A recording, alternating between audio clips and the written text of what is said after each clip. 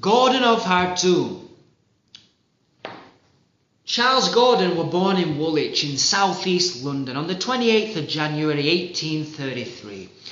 He was the son of senior army officer Henry William Gordon and Elizabeth Enderby. He was later schooled in the Royal Military Academy of his hometown Woolwich.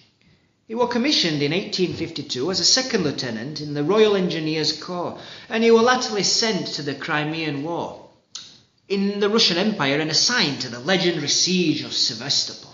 He took part in the brutal assault of its fortress. Following the peace treaty, he partook, along with an international commission, in mapping out the new border between the Russian and Ottoman empires. After Crimea, Gordon participated in the campaign of 1860 in China during the Taiping Rebellion against the emperors, a total war which ended up being one of the bloodiest in history, with a death toll estimated at 20 to 30 million deaths, both civilians and soldiers, 600 destroyed and razed towns. At the head of a group of Europeans, he reorganized the Imperial Army and stayed with the British forces as they occupied the northern part of China. Throughout the next 18 months, Gordon's troops played a pivotal role in quashing the Taiping Rebellion, saving the Manchu dynasty. Gordon wasn't corruptible and didn't steal the money that was for his soldiers, like a lot of mandarins. The mandarins didn't understand why Gordon didn't let his soldiers loot and plunder as compensation, and the mandarins weren't happy that Gordon was always asking them for money to pay his soldiers. He went back to England in January 1865 with the nickname of Chinese Gordon. In 1873, he was appointed governor of the province of Equatoria, a region in the south of South Sudan. While he was there, he was much involved in stamping out the slave trade. Unlike the Ottoman Egyptians' oppressive and ruthless rule that wasn't bothered about abolishing the slave trade whatsoever, Gordon achieved a good rapport with the African peoples of Equatoria, such as the Nuer and the Dinka. They had suffered from the Arab slave trade and naturally supported Gordon's efforts to end it. Besides working to end slavery, Gordon also made a series of reforms to abolish torture and public whipping. Gordon later stated that he taught the natives that they had a right to exist.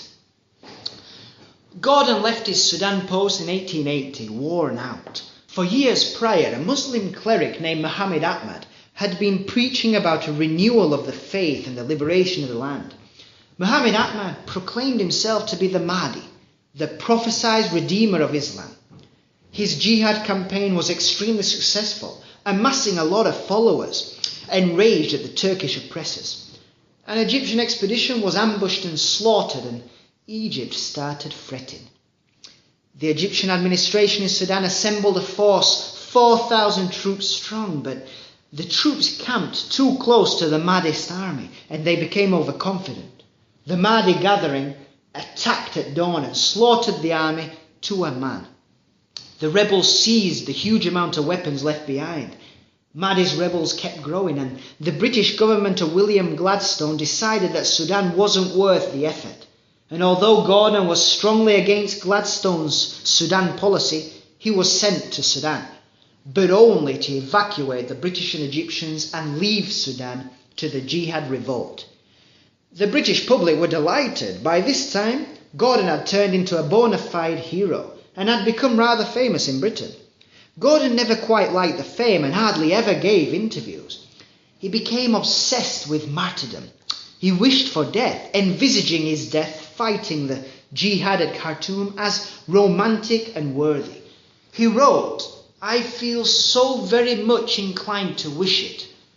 Earth's joys grow very dim, its glories have faded."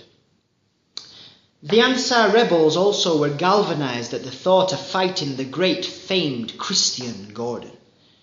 And so it began. Upon arriving to Khartoum, Gordon galvanized the troops and set up the defense of Khartoum.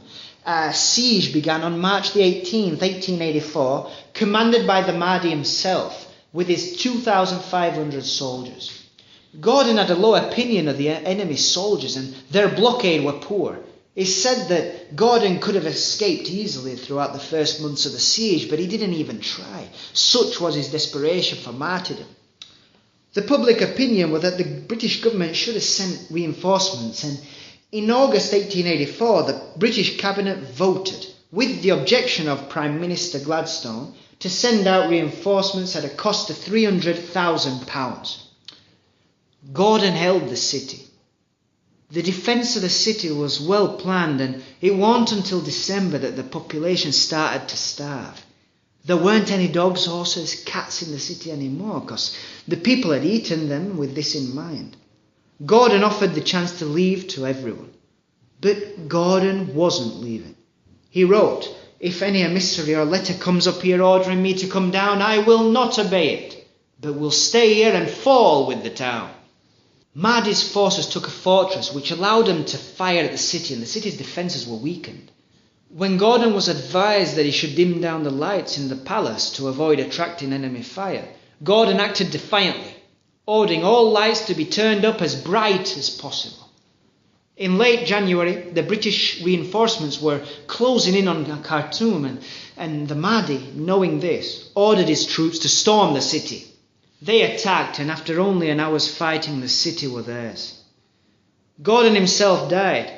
The well-known account of his death is that Gordon, already settled on dying for the cause, got dressed in his uniform and a red fez, and he left his room to attack the Ansar forces.